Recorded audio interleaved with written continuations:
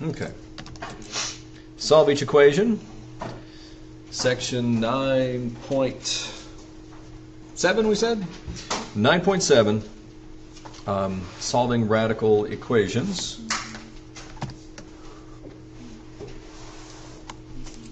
Put it right here.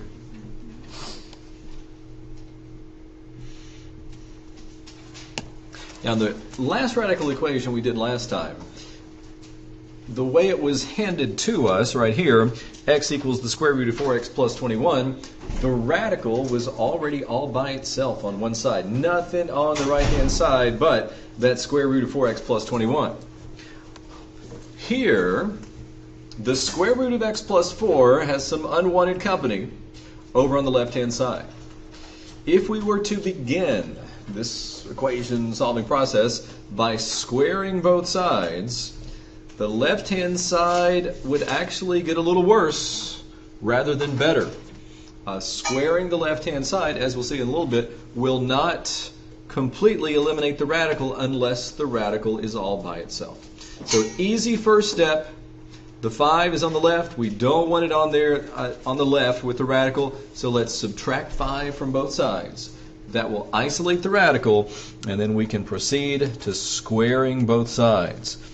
So we're going to have the square root of x plus 4 equals negative 3.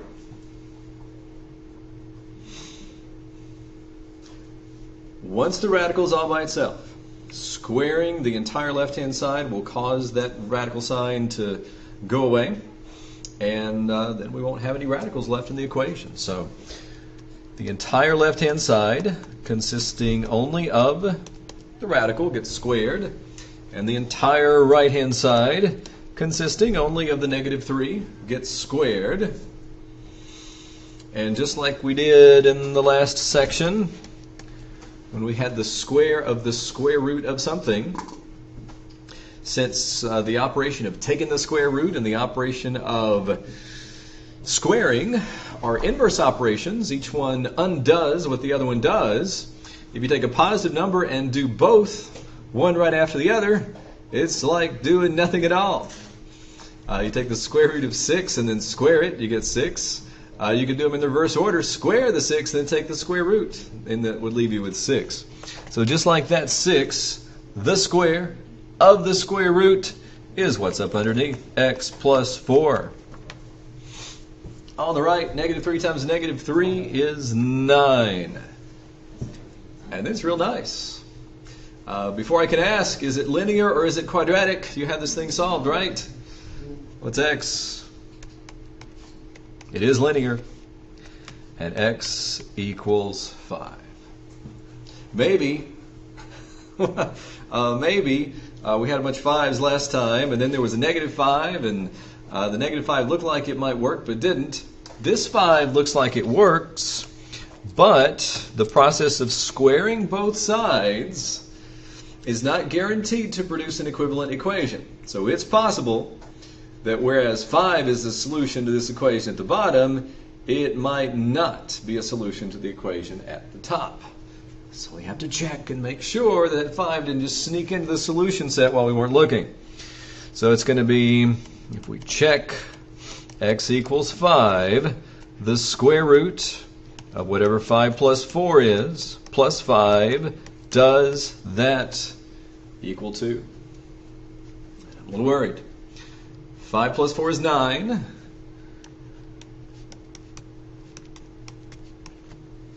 Now here, we know that 9 has two different square roots, positive 3 and negative 3. But when we write the radical, we're only talking about one of them. We're just talking about the principal square root. If we meant negative 3, we would write that. That means negative 3. But if we just write radical 9, that means positive 3. So 3 plus 5 equals 2. Nope. 8 is not equal to. It equals 8. So the 5 is an extraneous solution. It's the only one we came up with, and it doesn't work. So it means what? No solutions. So we can write the empty set. If I could draw a good pair of set braces here. There we go. And there we go, empty set. No solutions at all to this.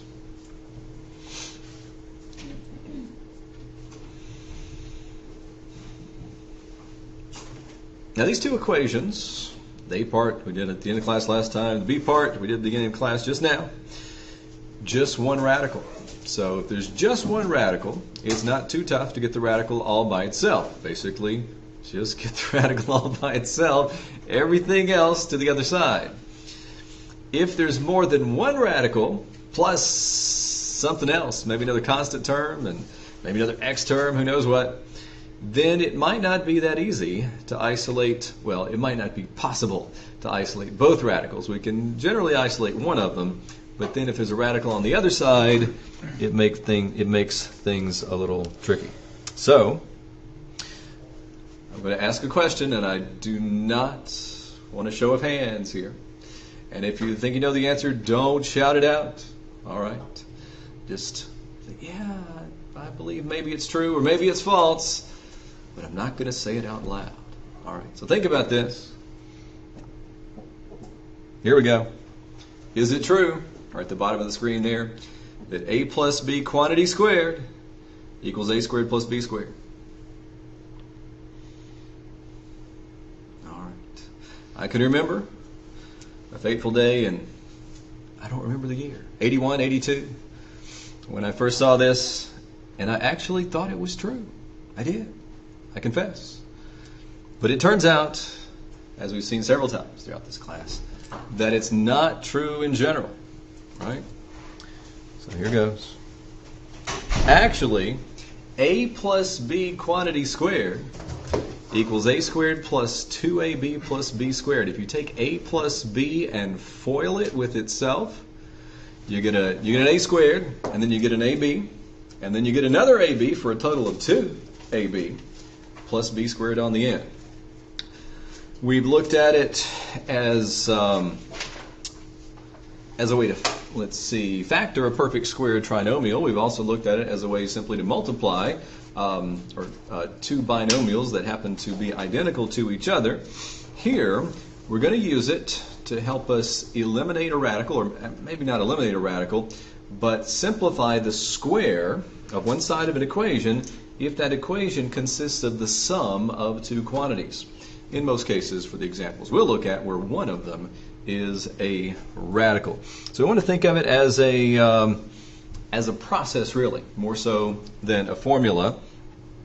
And it begins with example 3a.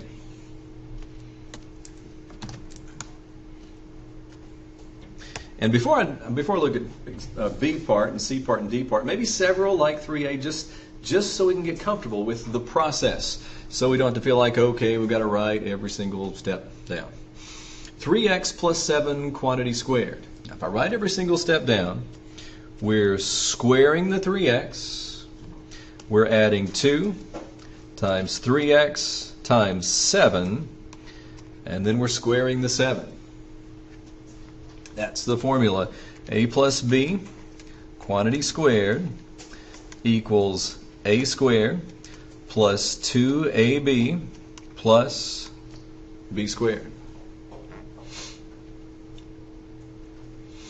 So we square the 3x, we multiply the 3x by the 7, and then double that, and then we square the 7. Ideally, we'd like it if we didn't feel like we had to write this step down. And all these equations that we'll solve, I'll go ahead and write that step down. And hopefully everybody will know where the 2 came from. Common question when I write this down is, where did the 2 come from? Well, it's the 2 in the 2ab from the formula. That's where the 2 comes from. So if I write the step down, we square the 3x and get 9x squared. Multiply the two terms together, the 3x by the 7 to get 21x, and then multiply that by 2 to get 42x. And then 7 squared is 49. is this what we would have gotten if we had FOILed 3x plus 7 with 3x plus 7? That's kind of what it means to take 3x plus 7 and square it. Would it be the same thing or would it be different? I'm wanting it to be the same thing. We'd say 3x times 3x and we get 9x squared. We'd say 3x times 7 and we get 21x. We'd say 7 times 3x and get another 21x. And then 7 times 7 is 49. And the thing is, the reason it's 2ab, or 2 times the 7 times the 3x, the 3x times 7, is because we get 2 of those 21x's. So it's the 3x times the 7, that's 21x, and it's 2 of those. So that's another reason, that's where the 2 comes from. The 21x gets added to itself. So 9x squared plus 42x plus 49. Just want to get as comfortable as possible with this process of squaring binomial and see where not any term is any more mysterious than it absolutely has to be.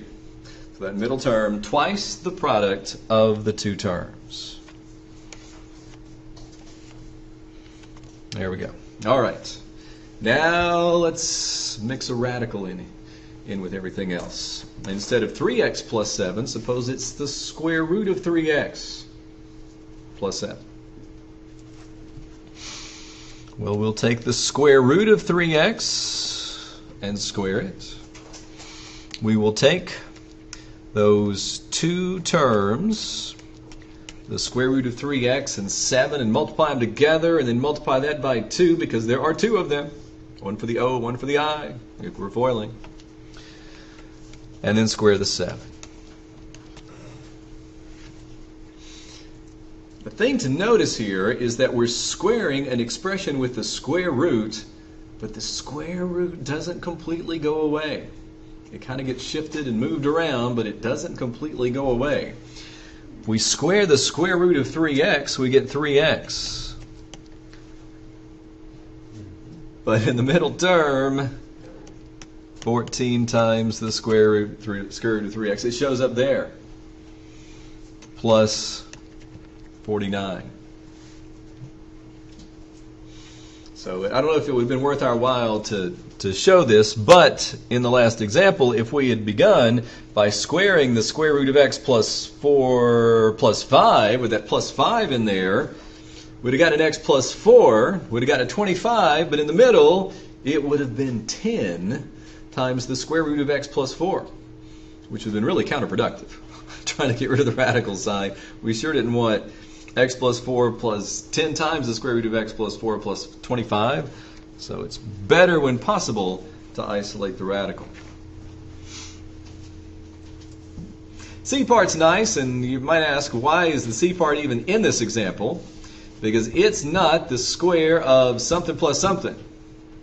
It's the square of the square root of something plus something.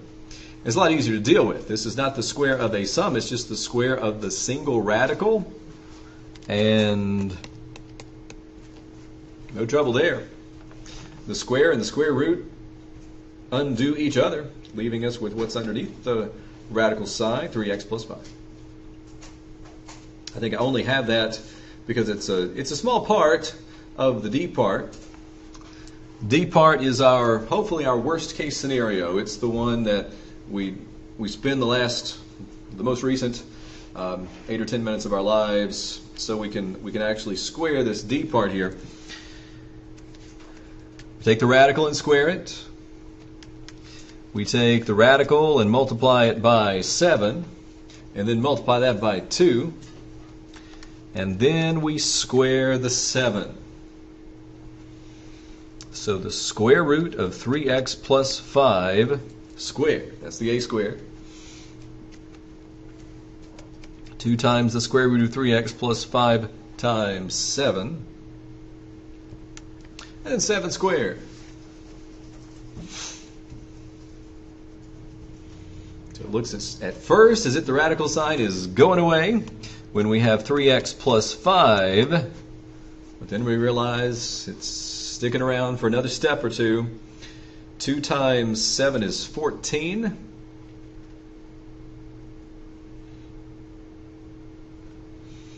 are we comfortable with the fact that we can just kind of reach around that radical and grab the 2 and grab the 7 and multiply those together? Is that a reasonably comfortable thing to do? Multiplication is commutative. It doesn't matter what order we write the 2 and the radical and the 7. We can put the 2 and the 7 in front and multiply them together to get 14, and then take that and multiply by the radical. That's fine. So 14 times the square root of 3x plus 5, and then plus 49.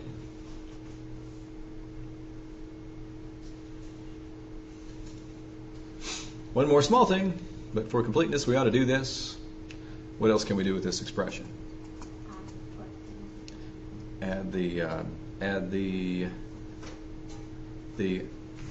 what we can add a couple of numbers. I want to make sure that 5 and 49. That the 5 and 49. 5 and 49.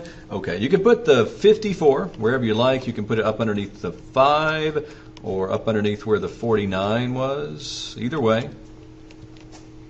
Here we go. Now, can we add the 54 and the 14? What would be the problem with trying to do that? 29 times the, if you're saying it's 68 times the square root of 3x plus 5, or by the radical. Yeah, well, the 14 is stuck to that radical by multiplication. 14. And with order of operations, multiplication has to be satisfied, has to be taken care of before the addition. But we really can't multiply the 14 by the radicals because the 14 itself is not a radical. So we're stuck. Another way to look at it is the 54 and the 14 times the radical are not like radicals, they're not like terms, so we just can't add them. So that is as far as we can take that. And it is for the next type of equation that we try to solve that we look at the D part here. It's this type of expression that we might run into when attempting to solve this next equation. We took a peek at example 4a last time and groaned a great groan because it doesn't look all that nice. It goes on and on and on and on, and eventually you get somewhere. We don't want to do the A part. The B part, it's not a whole lot nicer, but maybe slightly nicer. I think it keeps it to double in single digits instead of triple digits. Let's look at the B part. Oh, that was a problem. Yeah, that was just a problem. That was a worked out solution rather than just the problem itself. So let's look at, this is example 4, part B, solve. Now, I doubt it, but I suppose it's possible that Alex could give you a radical equation with 2 radicals on the same side. I really don't have one for an example. So let me just say, suppose Alex were to give you something like that. Radical minus radical equals some number. A good word of advice, I think, would be maybe not divide and conquer, because we're not dividing here, but separate and conquer these radicals. It's better, if possible, not to have them both on the same side when you square both sides. It's not technically wrong, but it's going to be less algebraically ugly if we can have one radical on one side and the other radical on the other. Now, if they give you 3 radicals, I'm just going to hope that doesn't happen. Because, Will be in next semester.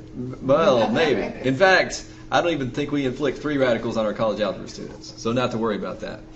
But if it's 3 radicals, yeah, you just kind of do what you can do, 2 radicals on one side and 1 on the other.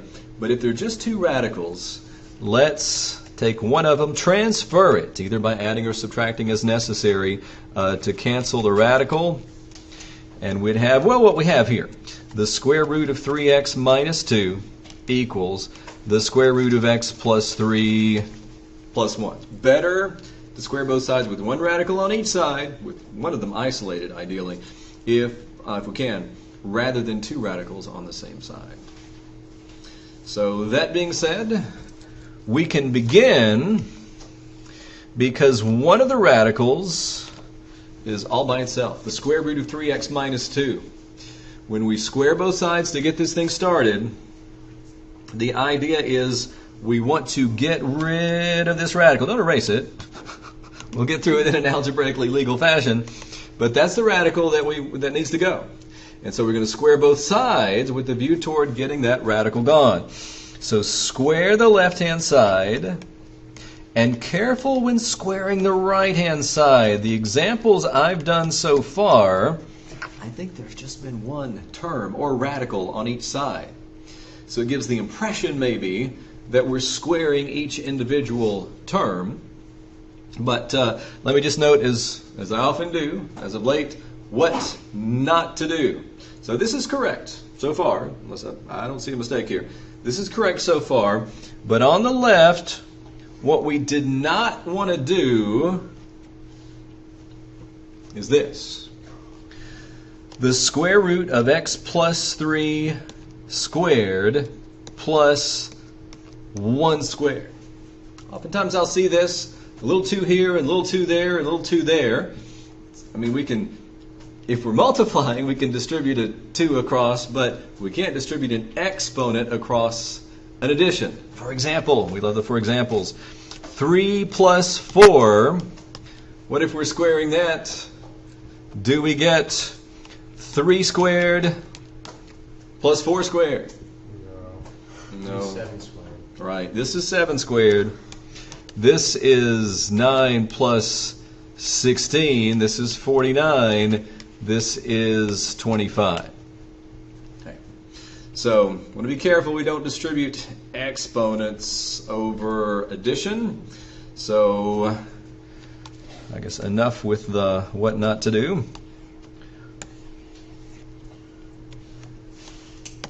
Now, what to do? Well, square the square root of 3x minus 2. The exponent and the radical simultaneously vanish, leaving us with 3x minus 2, the left-hand side. But basically, we've accomplished the purpose of squaring both sides. We still have to square the right-hand side, though. The right-hand side should look a lot like the D part in this previous example. It's going to be the square root of x plus 3 squared plus 2 times the square root of x plus 3 times 1. Everybody know where the 2 came from? We've been there, we've done that, right? Twice the product of the two terms, plus 1 squared.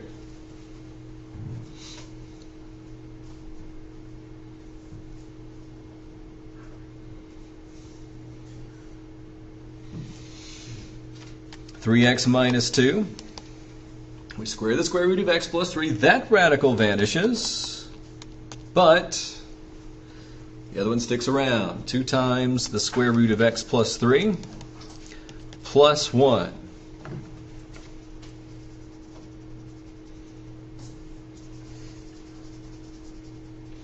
So when we started the equation, it had 2 radicals. Now it just has 1. So this is progress. 50%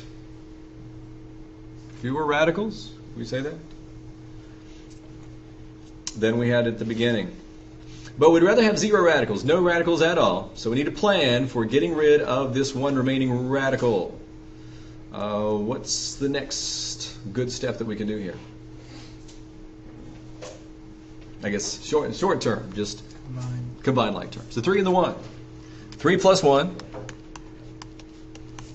is 4. For a brief moment, we're tempted to add the 4 and the 2, but we resist the temptation, right? Not like terms, not like radicals, order of operation issues. We'd like to square both sides again at some point in the near future in such a way that it will get rid of the square root of x plus 3, get rid of that radical, the radical sign anyway. But now it's too soon. If we tried to square x plus 4 plus 2 times the square root of x plus 3, that would be awful. Squaring the trinomial, we get 6 terms and 3 of them are going to have radicals in them. 3 of them? I think 3 of them. At least 2 of them. Maybe 3 of them. Anyway, it would be horrible. So let's not do that. If we want to make the radical go away for good, what must we first do before we square both sides? Get it by itself. Get it by itself. If we get the radical by itself, then squaring both sides will make it go away for good. So the x and the 4 need to be transferred. Let's do this in such a way that we can cancel them from the right-hand side. So if we subtract x from both sides and subtract 4 from both sides, we can cancel them from the right-hand side. And on the left, we'll have 2x minus 6. And on the right, 2 times the square root of x plus 3. And if you count the 2 as part of that radical expression, we have effectively isolated the radical at this point.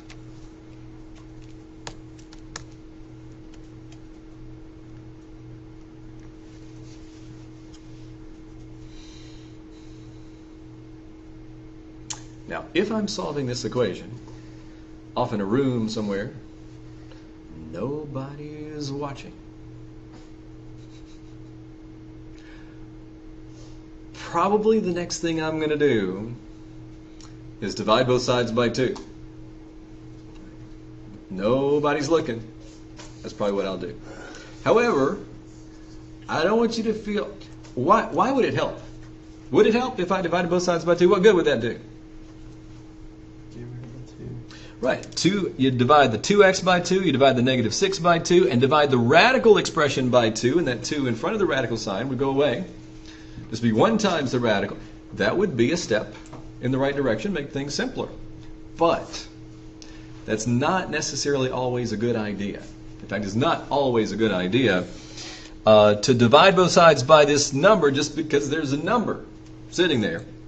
So I don't want to give the impression that we should always divide both sides like we're solving for the radical. You don't have to do that. What if it's a 3x minus 7 over there on the left? And we divide both sides by 2. And then we get 3 halves x minus 7 halves. And then we're about to square both sides, and those fractions are just going to get worse. So I wouldn't say divide both sides by that number just because it's there. Only if it would help. Only if everything else in the equation is divisible by that number. So I'm not going to divide both sides by 2, even though it might make our lives easier in the short term.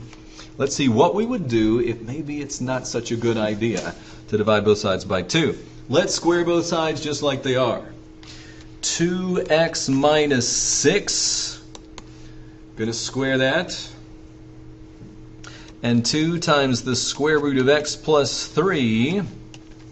Going to square that. So we're squaring the entire left-hand side. And we're squaring the entire right-hand side.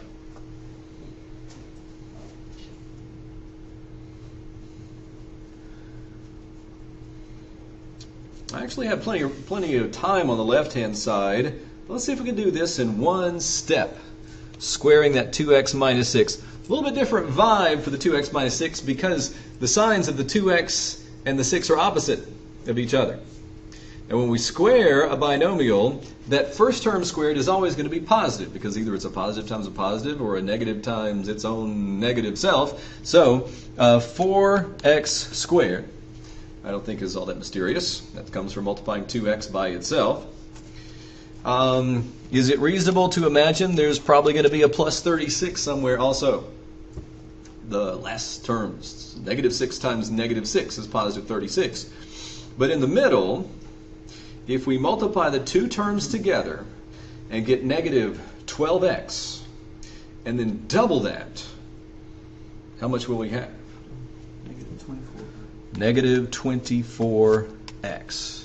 If that's the least bit mysterious, just imagine taking 2x minus 6 and foiling it with 2x minus 6. And you know the first terms give you 4x squared. The o and the I give you a minus 12x and another minus 12x. So you combine those minus 12x's, you get minus 24x. So if the two terms in the binomial have opposite signs, that middle sign will be a minus. So minus 24x. Now, squaring the 2 times the radical. It's easier without the 2. Without the 2, we just erase the exponent and erase the radical sign, and it's x plus 3. But with the 2, that can cause complications if we're not careful. What if we have a times b? This goes back to, I think, a fairly easy to memorize property of exponents, the product raised to a power rule that we looked at, I think, in chapter, might have been the beginning of chapter 7, something like that. AB, quantities might in chapter 6. AB quantity squared, if we want to square that AB and lose the parentheses, what do we write? What's AB quantity squared? Well, it's AB times AB, Yeah. which is AA times BB, which is A squared. B squared. A squared B squared, just like that. Now that's a case where the exponent actually does distribute. See, exponentiation is a short form of multiplication. It's not a short form of addition. But it's a short form of multiplication, so you can distribute the exponent over that multiplication, a times b. So a squared times b squared. So each of these factors, the 2 and the radical, each has to be squared. Yeah, so the 2 gets squared, and the square root of x plus 3 gets squared. And then we multiply the results of those squares. I'm just going to copy and paste the left-hand side. Not a whole lot, in fact, nothing at all going on over there. And still caution on the right. We square the 2, and we get 4. We square the square root of x plus 3. We're going to be real careful here. The exponent vanishes, the radical sign vanishes, and it's x plus 3, but we have to act quickly, right? Because as long as the radical's there, it kind of acts like a set of parentheses in addition to telling you to take the square root. So the 3 doesn't float off somewhere. We need parentheses, right? When the radical sign vanishes, we need a set of parentheses to hold on to that plus 3 so it just doesn't float off the page. We still need to add the x and the 3 before we multiply by 4. And so with the parentheses, we know we'll distribute the 4 across the x plus 3. So still nothing going on the left-hand side. I could have taken my sweet time, probably foiled the 2x minus 6 with itself if I'd wanted to, but I didn't want to. 4x plus 12.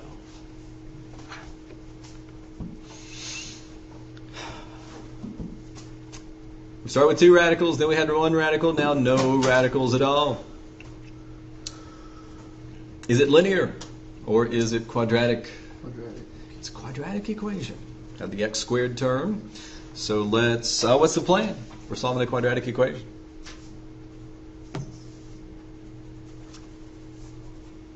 What are we going to do?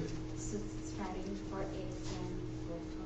So factor. Well, factor eventually. You gotta break it down to 2 Take the binomials. sides all by equal to 0. We need, the big thing is we need 0 on one side. Oh, so Right. subtract. We need 0. So subtract the 4x and subtract the 12, probably the easiest way to get 0. Basically, we need to set it equal to 0 and then think about factoring. All right, so minus 4x, minus 12. Cancel those terms. Minus, 4x minus 12.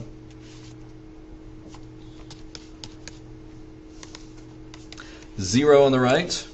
4x squared minus 28x plus 24 equals 0. Now we would factor, right? Now factor it, yes. Important first step in any factoring problem is to factor out the what? Well, the 4 in this factoring problem.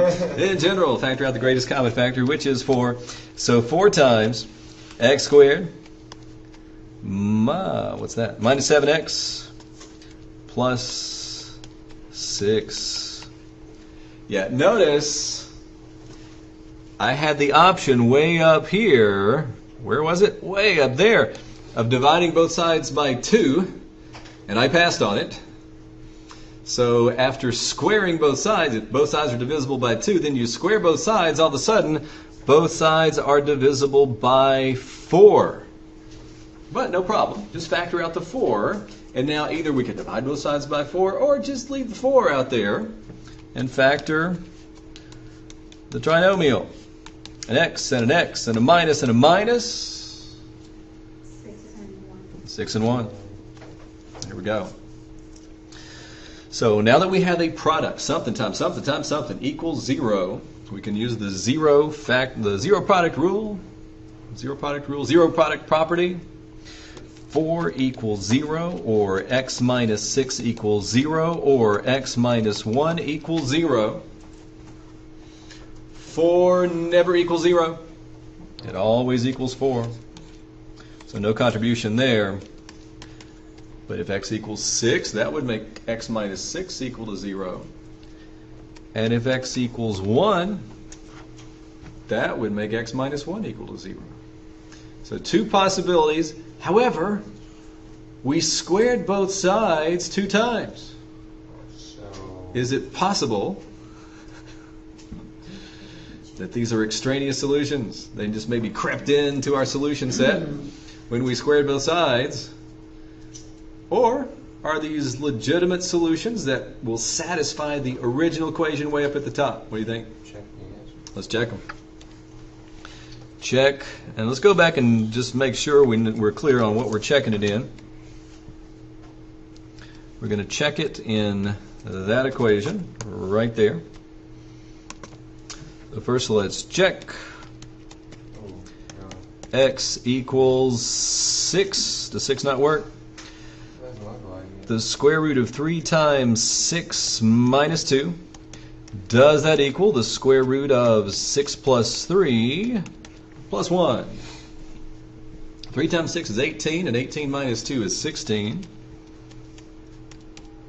6 plus 3 is 9, the square root of 9 right there, plus 1. Again, 16 has 2 square roots, 4 and negative 4, but we're locked into positive 4 here, principal square root. 9 has 2 square roots, 3 and negative 3, but we're locked into the positive 3.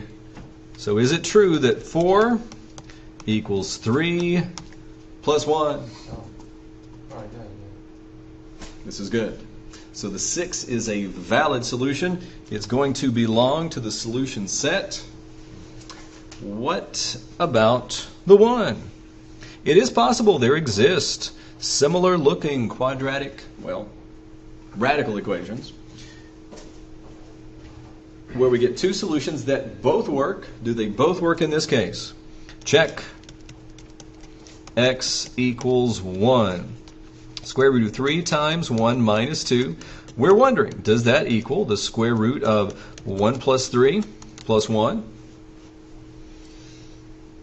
3 minus 2 is 1. 1 plus 3 is 4.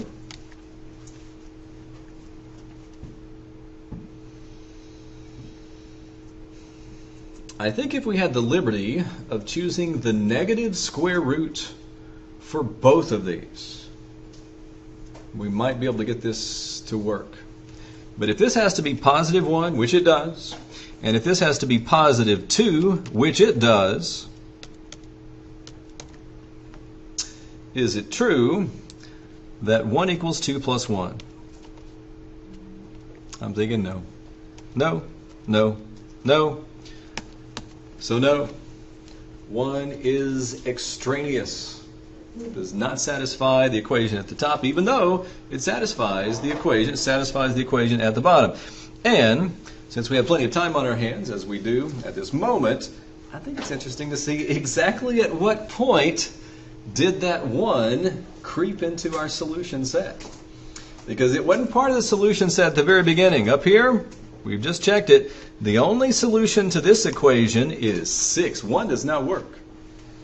But at the bottom, not trying to make anybody dizzy, but if it's happening, I apologize. At the bottom right here, x equals 1 satisfies this equation.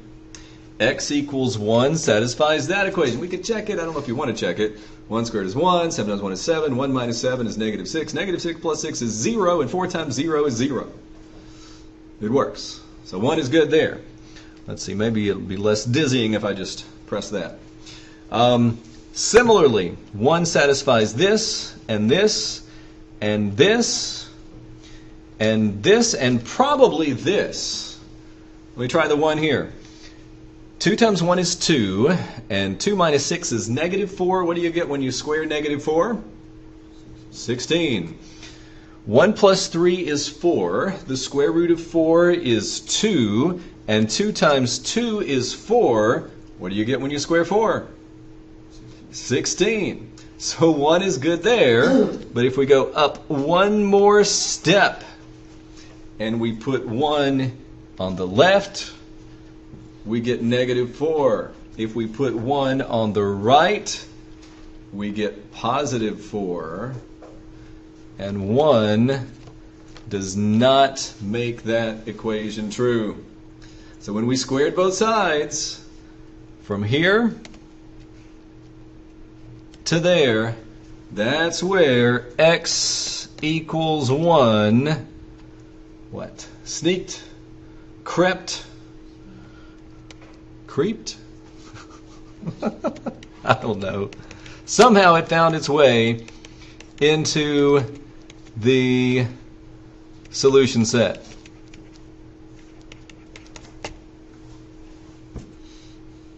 And it stayed until the end, until we kicked it out by checking it. So, 6, that's the only solution to that equation. We should totally do a worksheet problem like this, right? I think I can give you a kinder, gentler version of this one for a worksheet problem. Maybe just one radical, but something that nonetheless results in a quadratic equation where you have to check both solutions. So this is not exactly rise to the level of ugliness as the one we just did, but let's try this. Worksheet. What number is it? Y'all done such a wonderful job of keeping up with the worksheet numbers. 13. Is it 13 today? Number 13. 4, 21.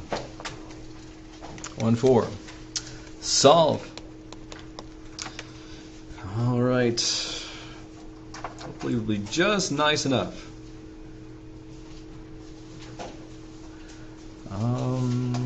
Let's see. The square root of something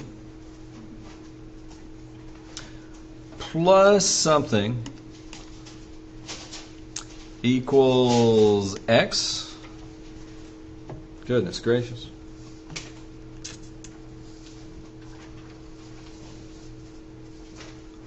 Decide what I want x to be. Okay. How about put a 2x plus 3 right there.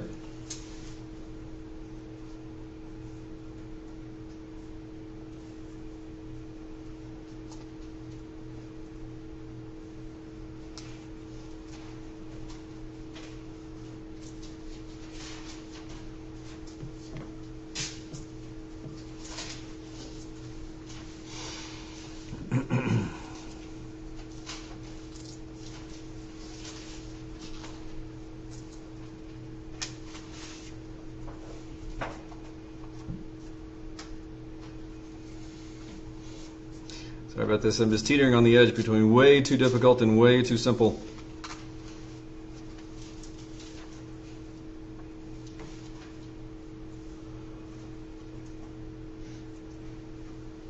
We have to change the 3. Gonna have to change the 3 to a 10.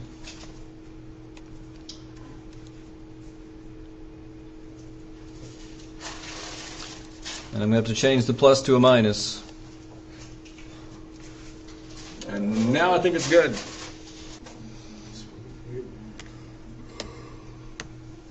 Ooh. Rest of the food still stays the same. I love those. Dude, I love those steak specials that we have. Oops.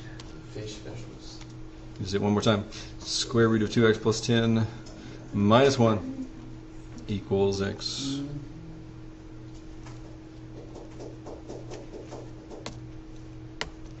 Nope.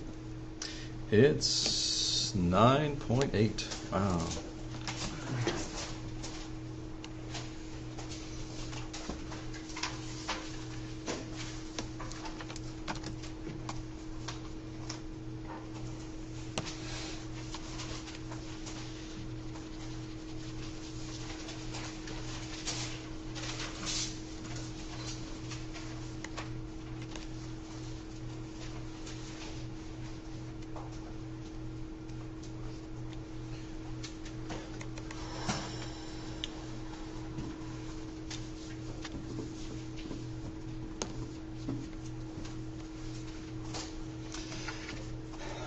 Well, it's going to be tricky to find a good stopping place at 20 till, but I think I can do it. Just want to work my way to the complex number system, and then we can take a break and then come back and talk about it. But I like to begin this section. You don't see this reflected in the printed notes if you print out the notes, but I like to begin this section just by working our way toward there, by building number systems based on what we need in a number system until we get to the point where we finally develop a need for the complex number system. So if we begin with just a need to count things, and that's all we need to do, we just need to count. There are what? 2 of those, and maybe 3 of those, and 4 of those. That's all we have to do. We just have to count.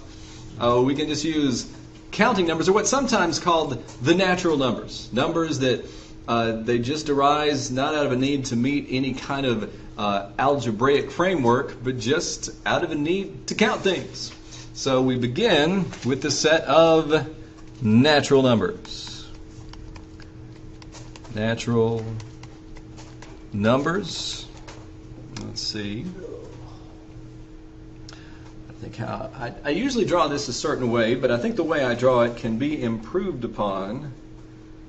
So, I'm trying to think if I want to improve upon it right now or wait till a later time. What are the numbers we count with? 1, 2, 3, 4, 5, etc., etc. Okay. We count with these. We call these the natural numbers. At some point, we realize a need to describe the number of crayons that we have when we have no crayons at all. We don't call this number a counting number because technically we don't count with 0. But if we take this, so let's see, natural numbers would go in here. And if we go a little bit bigger than that, something like this, whole numbers, toss in the 0, and it includes not only the 0 is not the only whole number, but also everything else that we've talked about so far. Whole numbers also are the 1, 2, 3, 4, 5, 6, 7, 8, 9, 10, 11. Infinitely many of them. Most of them are good for counting with, but they're all called whole numbers. A set of whole numbers, a set of natural numbers, great sets of numbers. Both of these sets of numbers are great for adding, and they're also great for multiplying, kind of a shorthand version of adding. We say that these two sets of numbers are both closed under the operation of addition and the operation of multiplication, which basically means take any 2 whole numbers, or maybe take the same one twice, add them together, you're guaranteed that the answer is going to be a whole number. 5 plus 19. Whatever that is guaranteed to be a whole number. 700,000 plus 200,000. Whatever that is guaranteed to be a whole number because you'd added 2 whole numbers together to get it. So any 2 whole numbers, add them together, guaranteed to be a whole number. Multiplication.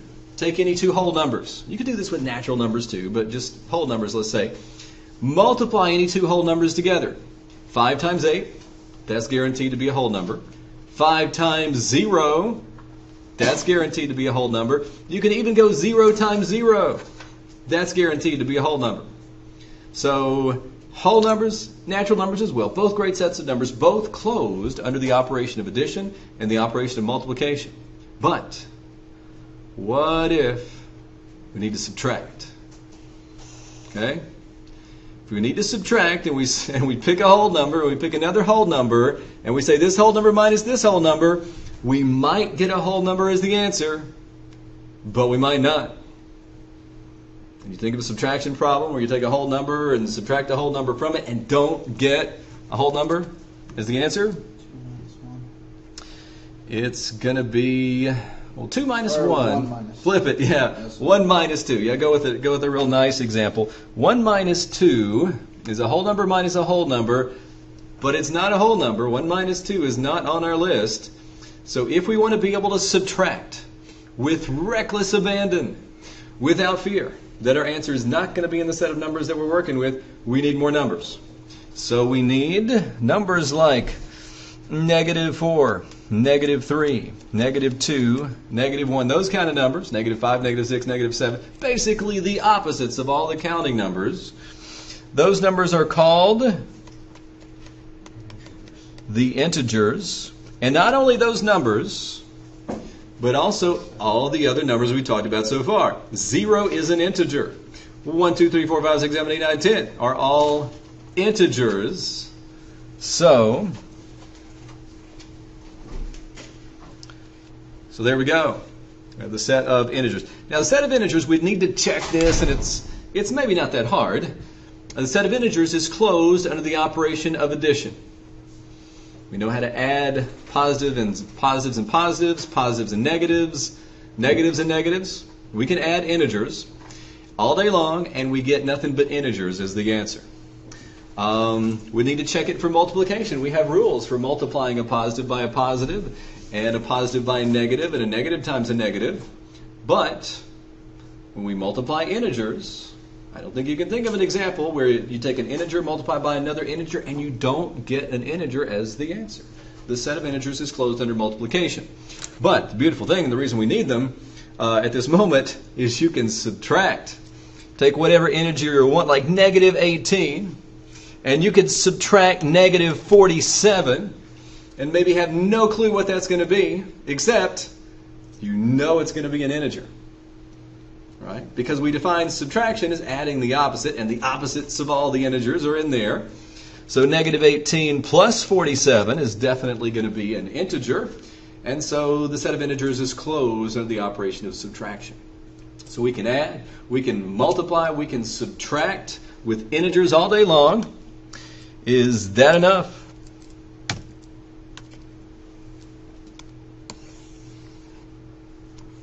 Is that enough numbers? Or do we need more numbers?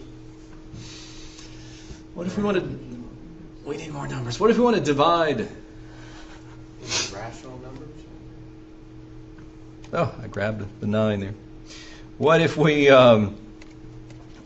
need to... Yes. All these numbers are rational, but this isn't all the rational numbers. What if we need to divide 3 by 4? Is that an integer? No. 3/4 is not an integer. It's in between two integers. There's 0 and there's 1, and 3/4 is just kind of in there, in between. Yeah. It's not an integer. What about 4 divided by 3? That's not an integer either. They're both rational, though. We talked about rational numbers. A rational number is a number that can be written as the ratio of an integer and a non-zero integer. Basically, an integer divided by a non-zero integer. So 3/4 is rational and 4/3 is rational. And we represent them differently. 3/4 in the base 10 number system can be written as a terminating decimal, 0.75, and it stops right there. 4/3 is close to 1.3, but it's closer to 1.33. Closer still to 1.333, and it repeats. So a rational number, it turns out, can be written as a terminating decimal or a repeating decimal, but always as an integer divided by a non-zero integer. These numbers are rational. So we're going to write the word rational maybe here. Rational numbers. And rational numbers include everything we talked about so far. They include the integers. Which include the whole numbers, which include all the natural numbers. Because take an integer, any integer, you can write it as itself over 1. Right? -19 over 1 is an integer divided by a non-zero integer, so it automatically qualifies as a rational number. Is this enough numbers?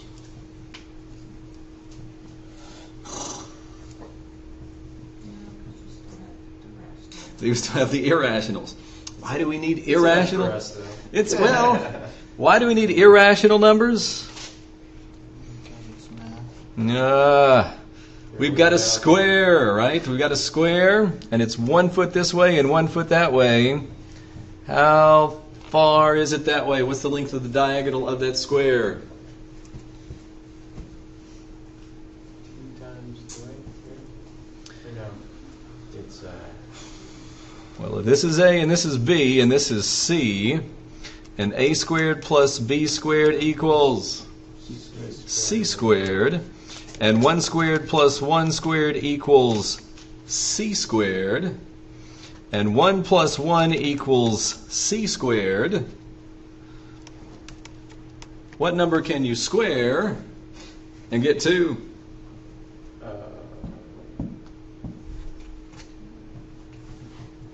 It's greater than 1. the square root of 4. It's less than 2. Well, the square root of 4 would be 2. How about the square root of 2? Will that do it? Take the square root of 2 and square it. The exponent, the radical sign vanish simultaneously, leaving us with the 2 up underneath there. All right. So there's a need for some irrational numbers as well.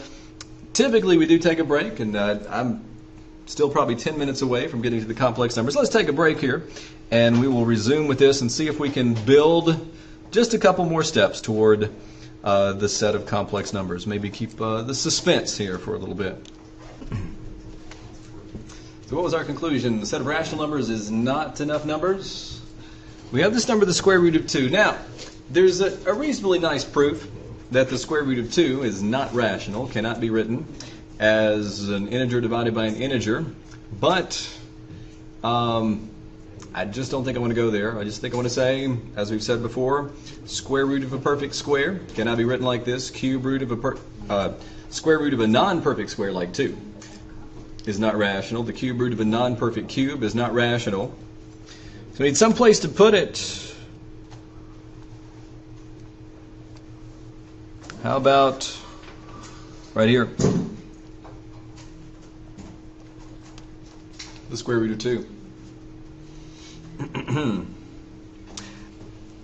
Square root of 2, and when we describe the set of irrational numbers, I don't want to draw a box which includes everything that's gone before, because I don't want to say that everything is irrational. In fact, those that are rational certainly are not irrational. It's these new ones. Square root of 2. And certainly the square root of 3. The cube root of what? 19. But also the cube root of 4. The fifth root of 7. It was not a perfect square, or a perfect cube, or a perfect fifth power there. Oh, and then everybody's favorite irrational number. Not to leave out what? It's got to make just about everybody's top 10 favorite irrational numbers. Maybe even David Letterman. Pi, yes, right, yeah, that's got to be on just about everybody's top 10 list of favorite irrational numbers. Pi, and there's some other ones that you'll run into in college algebra, but these are irrational. But if we take these, I need a good place to write the word real. I think what I can do is do something, not that, something like this.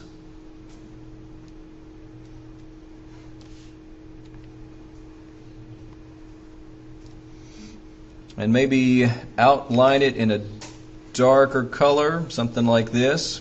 If we take the set of rational numbers and put it together with the set of irrational numbers, that's every single number on the number line.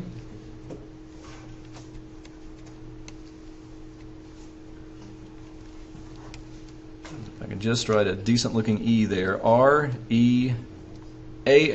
That is the set of real numbers. It's the rational numbers together with the irrational numbers. So you go to the real number line. To any point on the real number line, the number will either be rational or irrational. most of the time, and this is may seem kind of strange, if you choose a real number at random, imagine doing that. I'm going to go to the real number line and just pick a real number at random. Chances are it's going to be irrational. Yeah. Oh, well, yeah. It turns out that there are way more irrational numbers on the real number line than there are rational numbers. Just the rational numbers are those we're comfortable with. But if you just think about how the real number line is populated with numbers, both rational and irrational, way more irrational than rational. But every number on the real number line falls into exactly one of those two categories, rational or irrational. Is this enough numbers? The set of real numbers. I mean, that's a lot of numbers, right? You think maybe it's got a shot at being enough? Well, we study polynomials, polynomial equations, quadratic equations. We've solved some quadratic equations in a previous chapter. We're going to solve some quadratic equations in the next chapter. X squared plus 1 equals 0. Seems simple enough. That's pretty simple looking. X squared plus 1 equals 0, based on some compared to some other equations we've seen. But it does not have any real solutions. If we subtract 1 from both sides in pursuit of a real solution, we realize for a number to make this true, when we square it, we have to get -1. And we know if we take a positive real number and square it, we're going to get something positive, not -1. If we take a negative real number and square it, we're going to get something positive, not -1. If we take 0 and square it, we're not going to get -1 either. There's no real number that'll make this happen. So one option would be to shrug our shoulders and just say, no solutions, right? Fortunately, what we can say is no real solutions, and then make up a symbol for a number that would satisfy this and build an entire number system around it. Okay, what's going to work here?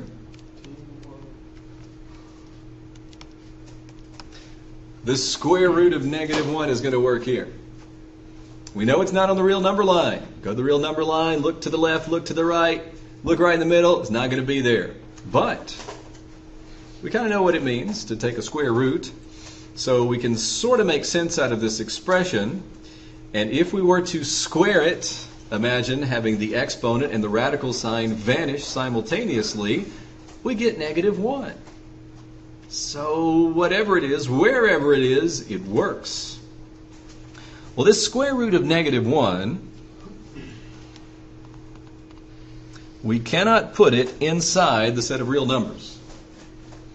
It's going to be down here somewhere.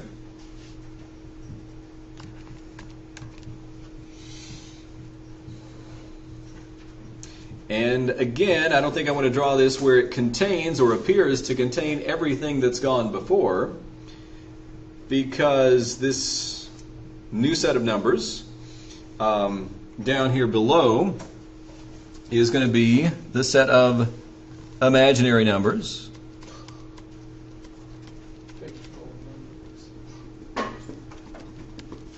I mean, it's unfortunate, the terminology here. For years, mathematicians fought with each other on whether or not it was appropriate to include such numbers and actually call them numbers. And it was when, in the process of solving a third-degree polynomial equation, basically an intermediate step, it was a third-degree polynomial equation with at least one real solution, but an intermediate step in the process required the use of imaginary numbers. And then if we could just use those imaginary numbers, maybe not as an end in themselves, but as a means to an end, and get to the next step where some imaginary numbers cancel each other out and a real number resulted as the final solution, it brought some mathematicians around to think, okay, all right, we give. We see the legitimacy. We recognize the legitimacy of these imaginary numbers.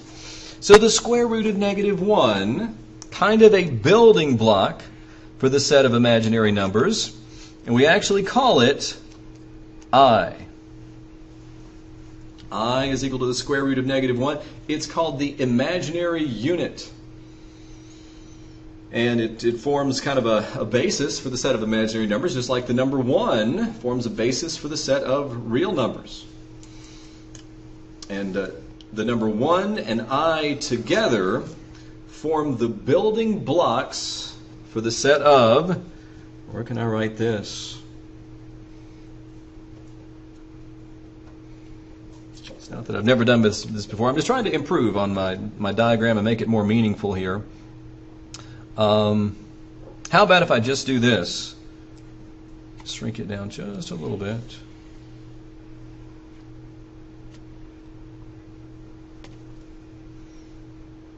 I missed something.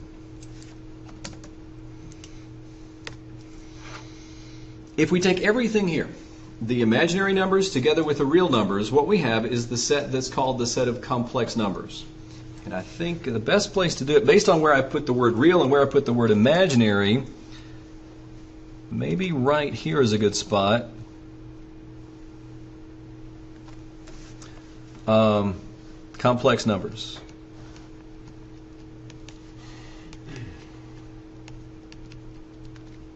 That's everything inside the big box. That's all the real numbers. That's all the imaginary numbers.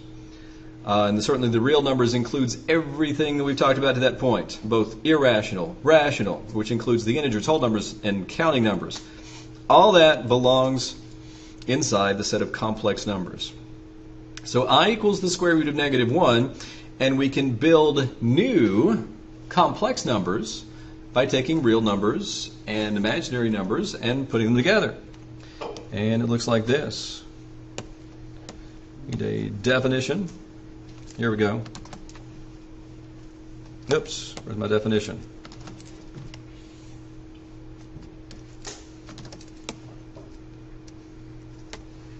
Set of complex numbers can be written in set builder notation, but it's written out there in words just fine if you like the words. It's the set of all numbers that can be written in the form a plus b times I, where a and b are real numbers. When it's written like this, this is called the standard form of a complex number, a plus bi. If you write a minus bi, that's close enough. A plus bi or a minus bi will work. Standard form of a complex number. The a is called the real part. Notice it doesn't have an I with it. It's the real part. The b is called the imaginary part. It's the coefficient of I in the expression. If b equals 0, if it has 0 imaginary part, we can write it like that, a plus 0i. And what do you suppose 0 times I is? Probably 0. It's probably 0. We would begin to worry if 0 times something didn't equal 0. 0 times I is 0, so that's just a, and that's a real number. On the other hand, if b does not equal 0, if we have a legitimate non-zero I term, a plus 1i, or a plus 2i, or a plus 3i, we call it an imaginary number. So I can go back to my chart. I know you're scribbling this down. I'll let you scribble for a little bit. I can go back to my chart, and I can put a bunch more numbers in the imaginary part of the box. Not only the square root of -1, which is just plain old I, but I'm going to put a few more. 2 plus 3i. Or maybe 3i just by itself. Or 5 minus 7i. Or get this, this is weird. The square root of 3 plus the cube root of 19i. Yuck. But each of those numbers just has to be real. Some real number plus some other real number times I. And this gives us an imaginary number. So a bunch of imaginary numbers there have to have a non-zero coefficient for their I term. When it's written in that form, A is called the real part, B is called the imaginary part. Not the whole term bi, but just the b is called the imaginary part of the complex number. Every number we've talked about so far belongs to the set of complex numbers. 5 is a complex number. Doesn't seem all that complex. It's 5. There it is.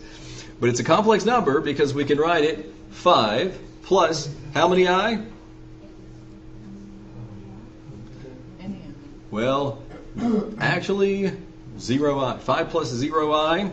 5 plus 0i equals 5. Because we can write a real number plus a real number times I, then it belongs to the set of complex numbers, and every real number can be written like this. So 5 is a complex number. Square root of 19 is a complex number. Square root of 19 plus 0i. So every number that we need to talk about belongs to the set of complex numbers. Is this enough numbers, you think? Sure hope so. Turns out, we did that polynomial. We did the x squared plus 1 equals 0. X squared plus 1 equals 0. It's really easy to write a polynomial equation like this with a real coefficient here and a real coefficient there and not have any real solutions at all. It's frustrating, but it's really easy to write this. So It turns out, yes. I'm going to save the punchline, but go ahead and ask your question. well, I was just sorry.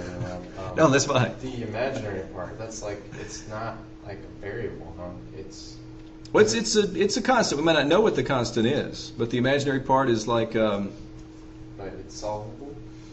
it's. Are we talking about this or back a few steps to the a plus bi? Yes, like the I, what it represents or whatever.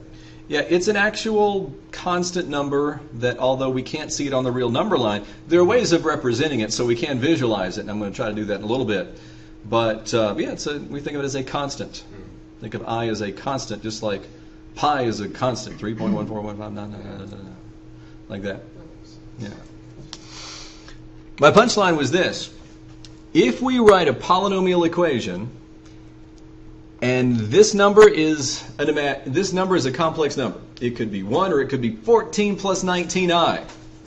And this number is a complex number. It could be 1 or it could be 11 plus the square root of 3i.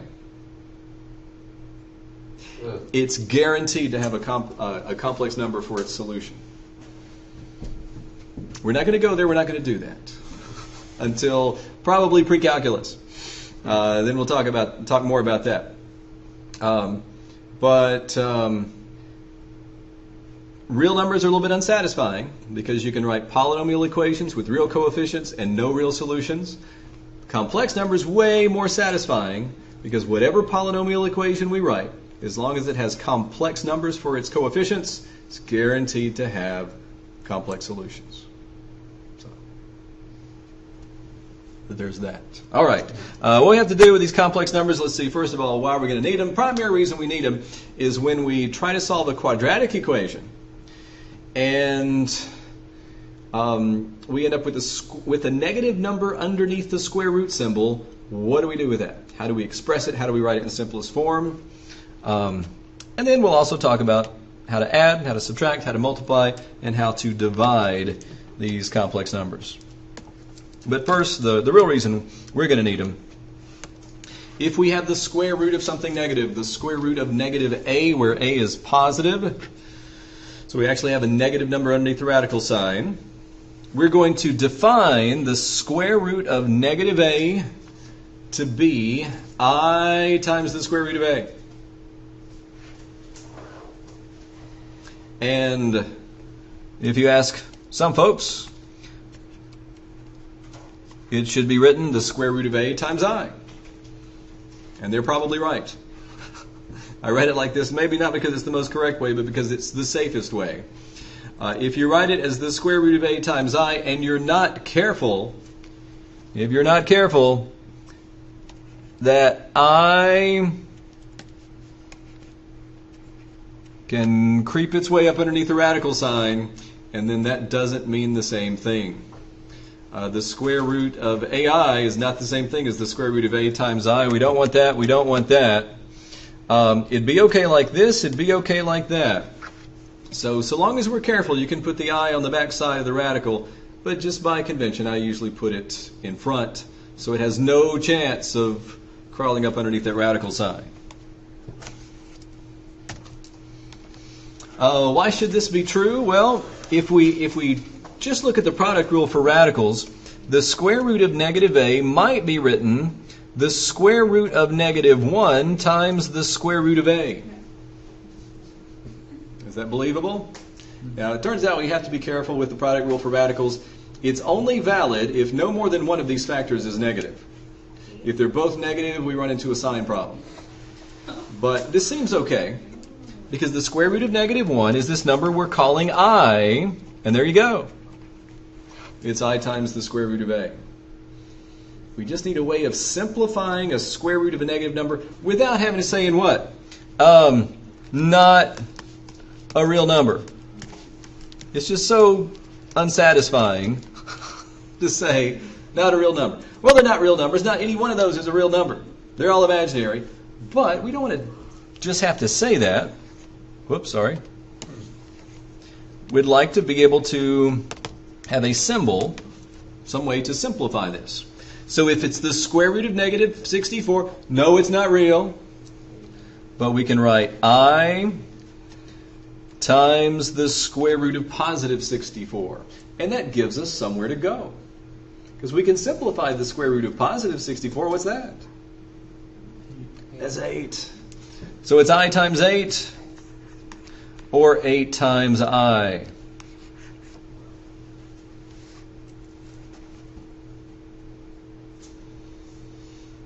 And it's still an imaginary number. It's still not real.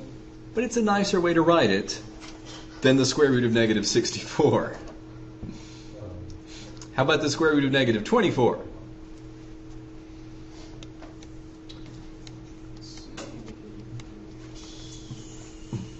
I times the square root of positive 24, step 1. The square root, let me get the 4 first, and then the 6, since the 4 is a perfect square. So it's I times what? 2.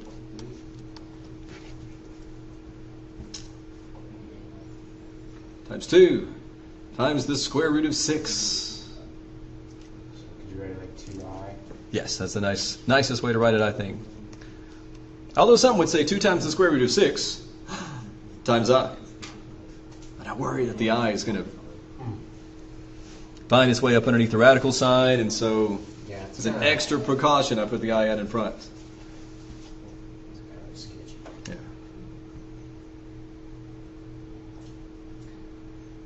And the C part, a lot like the B part.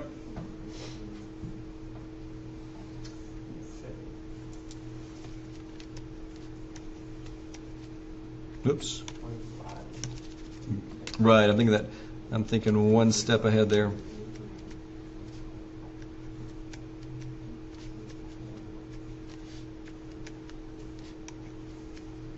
Ooh, what am I doing? My goodness. Pay attention, Mr. Mizell.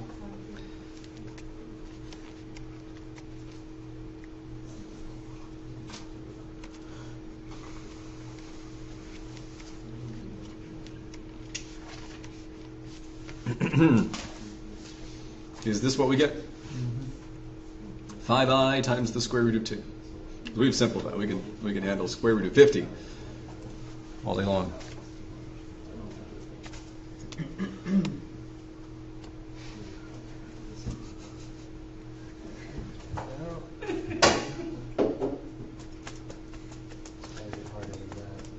All right. So we like that example. That's not bad. The next one's not much worse. The next one, adding and subtracting complex numbers, feels very much like adding and subtracting polynomials. There's some official rules here. I don't know if I even want to, I suppose I'll copy them and paste them into the notes. Official rules for adding and subtracting complex numbers. Basically, each complex number has a real part and an imaginary part.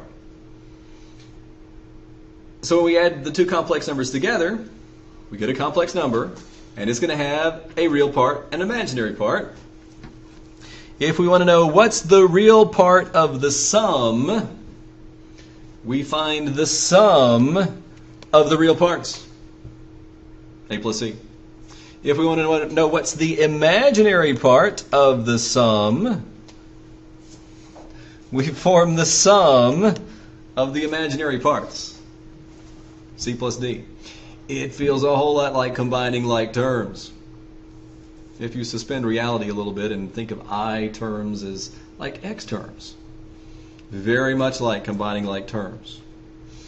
And with subtraction, if I want to know what is the, well, should be consistent there with the colors. If I want to know what is the real part of the difference, it is the difference of the real parts, A minus C. What is the real part? Sorry, what is the imaginary part of the difference? It's the difference of the imaginary parts, B minus D. But if you just do what that minus in front of the parentheses tells you to do and distribute the minus across the parentheses and get all those four terms out where you can see them and combine like terms, real terms with real terms, imaginary terms with imaginary terms, like you would with a polynomial, you get what you need to get. So I don't think we should stress too much about the details of this definition. Adding and subtracting complex numbers is very much the same procedure as combining like terms, adding and subtracting polynomials. So let's see what it looks like with example 2a.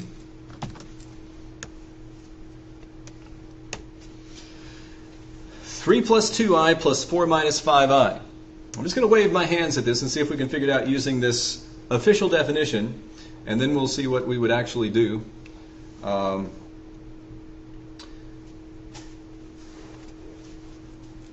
The real part here is 3. The real part there is 4. What do you suppose the real part of the sum is? 7. Yep. 7. The imaginary part here is 2. The imaginary part here is, careful, what's the imaginary part of the second one? Negative 5. If we add the 2 and the negative 5, what do we get? We get negative 3. So negative 3 is the imaginary part of the sum. So it's 7 plus negative 3i. Just like that. Now in practice what we would do is we would say 3 plus 2i plus 4 minus 5i. Basically lose the parentheses because there's not a number multiplied by the parentheses, not a minus in front of the parentheses. Just erase them and combine like terms. Combine the real terms, I would say constant terms, but they're all constant terms. There are just some constants that are real constants and other constants that are imaginary constants. So 7 minus 3i. It doesn't matter to me whether you write 7 plus negative 3 times I or 7 minus 3i. I'm thinking Alex is probably going to like the 7 minus 3i better. So if it says put it in standard form, that means A plus BI form. A minus BI form is generally acceptable. So 7 minus 3i, I think, is the way Alex would want to see that. Subtracting, we just have to be a little bit more careful. 7 minus 6i minus 11 plus 2i.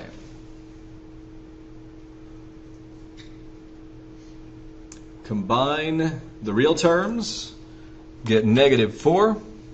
Combine the imaginary terms. How many I? Negative 4i. Negative 4 minus 4i. Don't overcomplicate it. Oh, and here's one thing.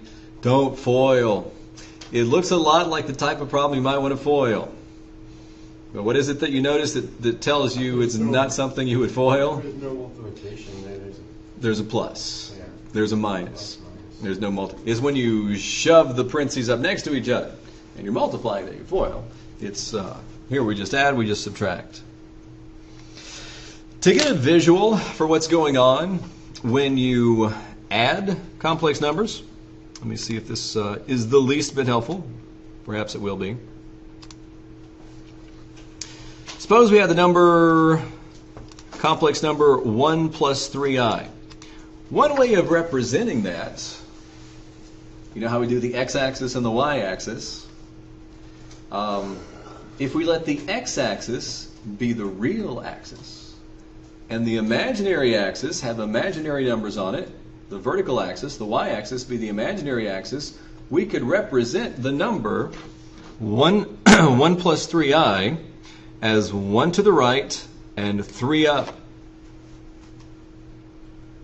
Did I tell somebody at some point this semester there wouldn't be any more graphing? I think I did. Well, other than the final exam, not to worry.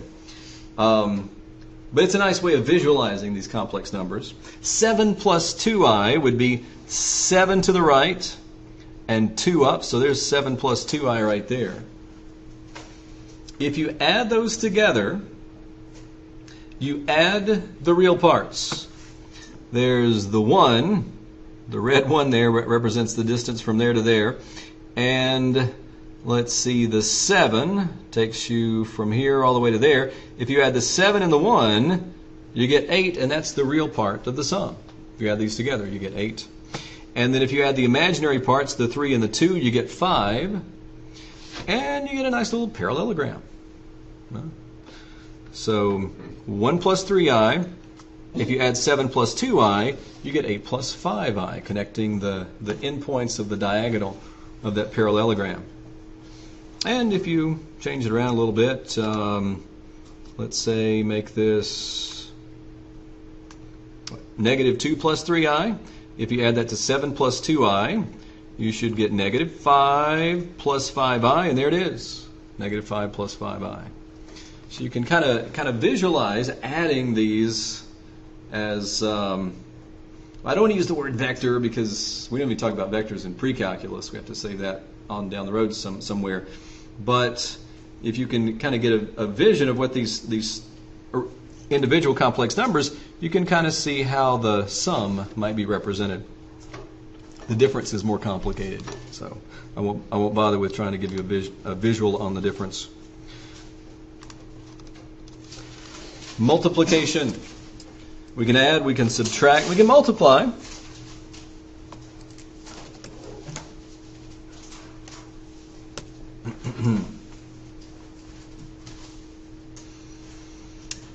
How do you suppose we should try to multiply 2 plus 3i by 5i? What do you think? 5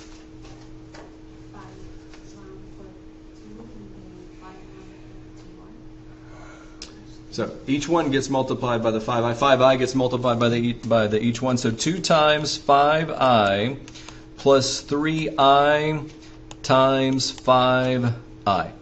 It's the distributive property. Distributive property, multiplication, distributes over addition. So 2 times 5i equals 10i. 3i times 5i. All right, we didn't talk about this. What do we do in case we run into I squared? It just happened. Need a plan of action here. What do we do with the I squared? It's negative 1. If you think about how I is defined, I itself is the square root of negative 1. What happens if we square both sides? I squared is the square root of negative 1 squared. So I squared, the exponent, the radical sign simultaneously vanish, leaving us with negative 1. So I squared is negative 1. So this is going to be 10i minus 15. Eventually I'll save a step there, but 10i minus 15. And probably Alex might take a little bit of an exception to this because it's not technically in standard form. We're wanting a plus bi or a minus bi with the real term first, followed by the imaginary term. So I think it just wants you to say negative 15 plus 10i instead. Just like that.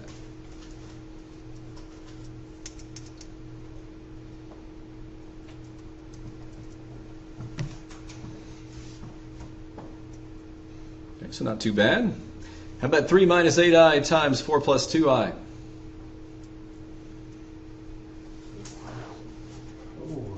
Use the distributive property, we could FOIL, shortcut. 3 times 4 equals 12. 3 times 2i is 6i.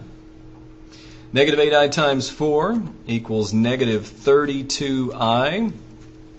And negative 8i times positive 2i equals negative 16i squared.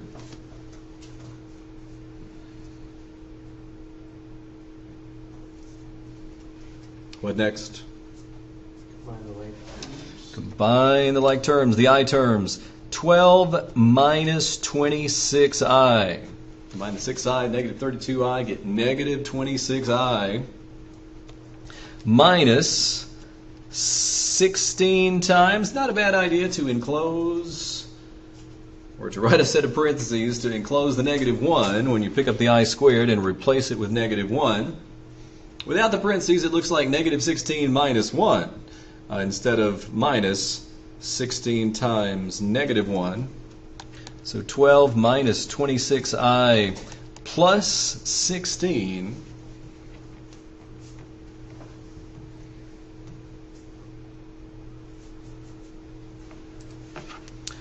or 28 minus 26i.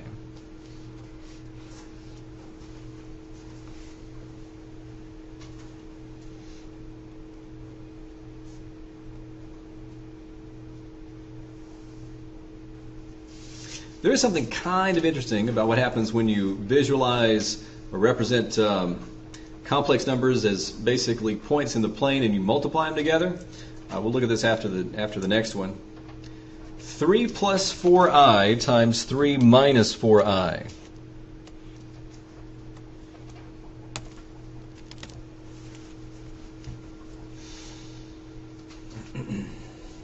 We could FOIL. We'd get 9. Minus 12i plus 12i minus 16i squared. But do we really need to write the minus 12i plus 12i? I like to think about this as something squared minus something else squared.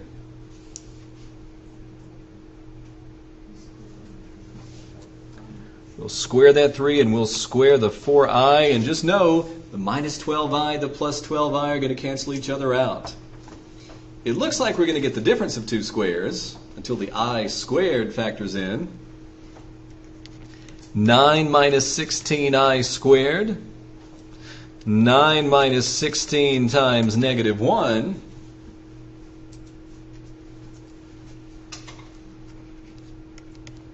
Nine plus 16, where's our I term?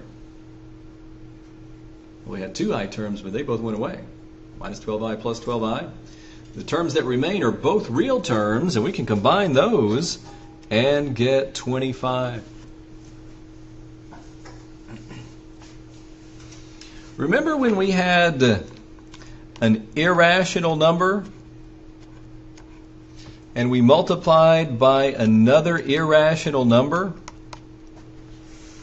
Got those radical terms to cancel and ended up with a rational number with no radicals?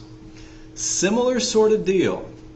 If we have a plus bi and we multiply by its complex conjugate,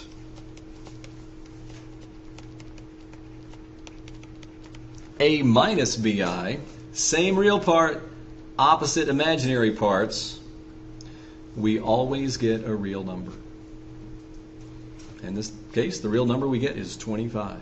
A plus bi times a minus bi. The I terms cancel. The I squared becomes, well, negative 1 is negative 1. So we get a real number as the answer. And we use this idea when we want to divide by a complex number. We've got addition down. That's pretty easy. Addition, what's after? Subtraction, that was pretty easy. Multiplication is what it is. If we can deal with the I squared, we can probably handle multiplication. Division is, I think, less obvious. What to do when we run into a division problem. There's your product of complex conjugates. What to do in case of a division problem? 5 minus 10i divided by 3 plus 4i.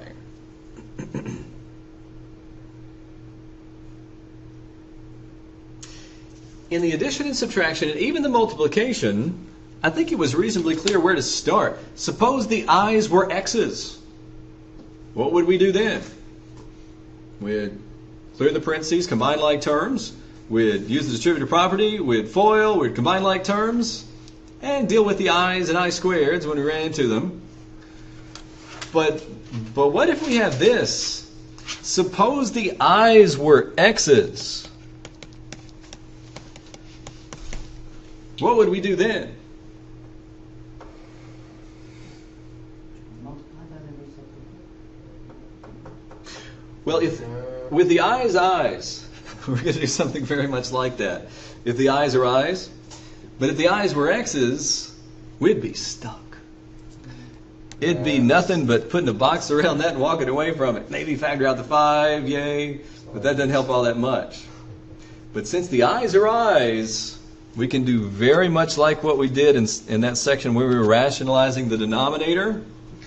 5 minus 10i over 3 plus 4i. It's not about making the denominator rational in this case. It's about making the denominator a real number. What can we multiply 3 plus 4i by to make that denominator a real number? 3 minus 4i. That works.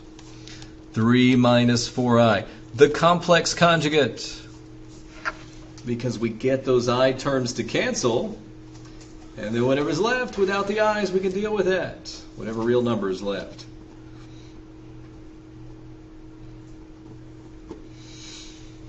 Well, some foiling in the numerator. That is kind of what it is. 5 minus 10i times 3 minus 4i. You get a 15, and a minus 20i, and a minus 30i, and a plus 40i squared. Sorry if my eyes are starting to look like U's. There we go. For B's.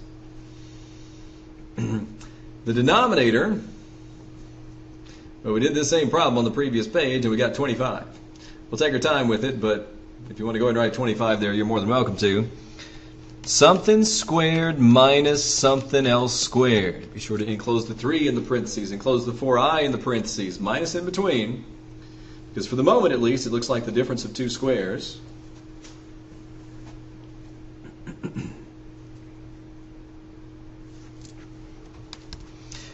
15 minus 50i plus 40 times negative 1.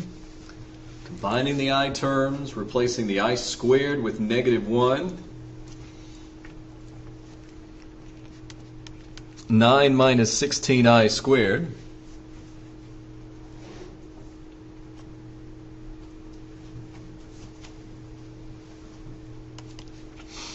(15 minus 50i minus 40 over 9 minus 16 times negative 1. Is it okay now to go ahead and call the denominator 25?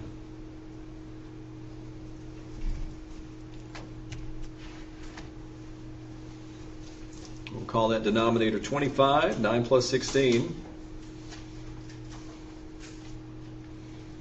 What's 15 minus 40? So we'll go, and the bigger one negative, so we'll make it negative 25 minus 50i all over 25. Now at this point we've got to be thinking, reduce this, yes? Plenty of factors common to the numerator and denominator. We're going to be able to reduce this. Suppose it cannot be reduced. Just different prime factors in the numerator. Maybe there's a 13 in the denominator and no 13's up in the numerator. What if we cannot reduce this? The thing to do, if it's an imaginary number, is to write it as 2 separate fractions. We really don't like to leave the final answer as something plus or minus I in the numerator over a number, it'd be much better to have negative 25 over 25 minus 50I over 25. You just take this and break it apart, write it as two separate fractions, each with a denominator of 25. If they reduce, great. If not, then we have our final answer. In this case, they reduce. And what do we get? Negative 1. -1 minus 2i. Sweet indeed. It's nice when the answer's nice. The answer's not always nice, but it's a pretty nice answer. How do we check the answer to a? We don't have to check. I mean, it's not like those radical equations where you do everything right and still get the wrong answer. If we did everything right, this is the right answer. But in general, if I say 98 divided by 7 is 14, and you're not so sure about that, how do you check the answer to a division problem? Multiply. So you'd say, well, 7 times 14 and see if you get 98. In this case, you would say negative 1 minus 2i times 3 plus 4i, and see if you don't get 5 minus 10i. And you can check that at some point and see if that's what you get. But you do. You get 5 minus 10i. So this would be the answer to that division problem. Now, it would appear that that's the last thing we need to say about the set of complex numbers, but it turns out there's one other thing I think Alex is going to expect you to know. It's the powers of I. I don't know, has anybody been working on the gold topics all the way at the end? Who knows what it's the end? Whatever they put in front of you. I believe so. I don't think they're due right away. Are they due right away? They're not. Are they due? I was thinking 5 days. I started it. We should check. 5 days. 5 days 5 days left. from today. So they're like, oh, so they're due maybe Saturday night, Tuesday, Wednesday, Thursday, Friday, Saturday night. Does that sound right? We don't have, it's not due tomorrow. It's not due tomorrow. It's not due tomorrow. Tomorrow was too soon because we're just now barely finishing the section. Right. I didn't go through this. I think I went ahead and pushed it back till Saturday night because in case you didn't get it all finished, it won't open up the Chapter 10 goal topics. There are 9 Chapter 10 goal topics. It won't open those up until you finish all the Chapter 9 goal topics or until the due date happens. So if you when you finish all the Chapter 9 goal topics, you can go ahead and start working on Chapter 10. But I just felt like tomorrow night was too soon. So Saturday night, I think is probably when it is. Is it the 27th? 27th, or possibly we should double check that. Check and see how many Saturday nights, Sunday nights, something like that. 27th. I was thinking it was the 27th. So that's when. Let's say what we can say about powers of I before we go. I to the first power is what? It's I. Okay, easy one. I to the second power is not much worse. What's I squared? -1. It is -1. Oh, all of a sudden I realize I need more space. What about I to the third power? Well, we're almost to 1. We're going to get there. I to the third power can be written as I squared times I to the first power. Properties of exponents. We add those exponents. 2 plus 1 is 3. And we can do this. And knowing that I squared equals -1, and that I to the first power equals I, enables us to calculate I cubed. It's -1I. We'll just call it -I.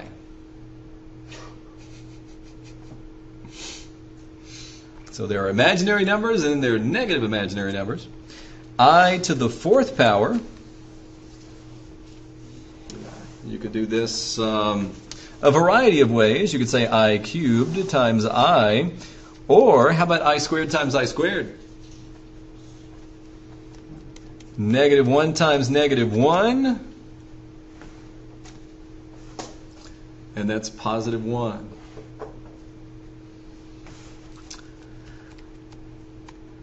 So we got there, but we keep going. I to the 5th power. Would you believe that's I to the 4th times I to the 1st power? Yeah, 4 plus 1 is 5, so it's 1 times I. And we're back to I. I to the 6th power. 6 equals 4 plus 2. I to the 4th power is 1. We love that 1 because it's easy to multiply by 1. 1 times negative 1 is negative 1. I to the 7th power. Your pattern recognition skills in overdrive here. I to the 4th power times I cubed is 1 times negative I. And I to the 8th, how about I to the 4th times I to the 4th? 1 times 1 equals 1. So say it with me. I, negative 1, negative I, 1. I, negative 1, negative I, 1. I, negative 1, negative I, 1. I, negative 1, negative I, 1. That's a cool pattern. It is a cool pattern, and it's a pattern that persists all throughout the positive integers. What's the next power of I after the 8th power that equals 1?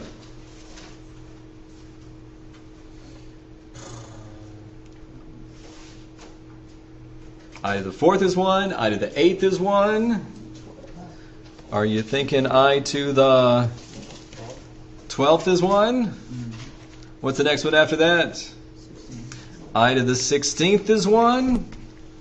Here's the deal. Alex might ask you, what is I to the 127th power?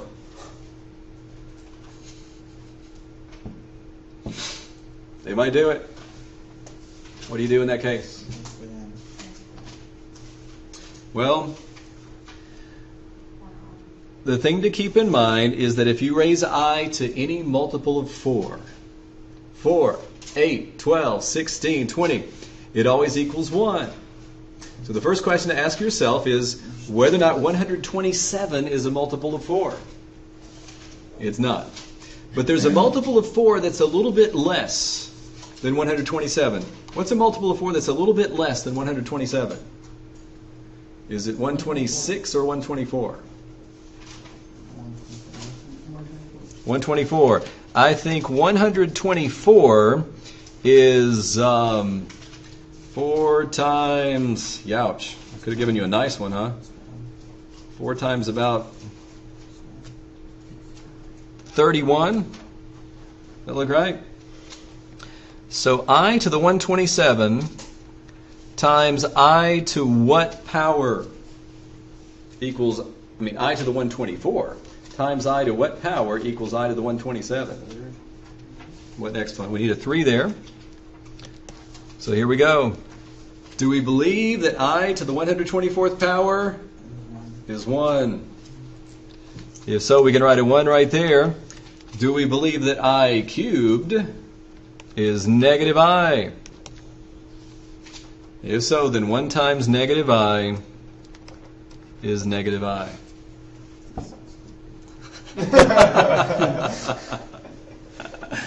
So there we go.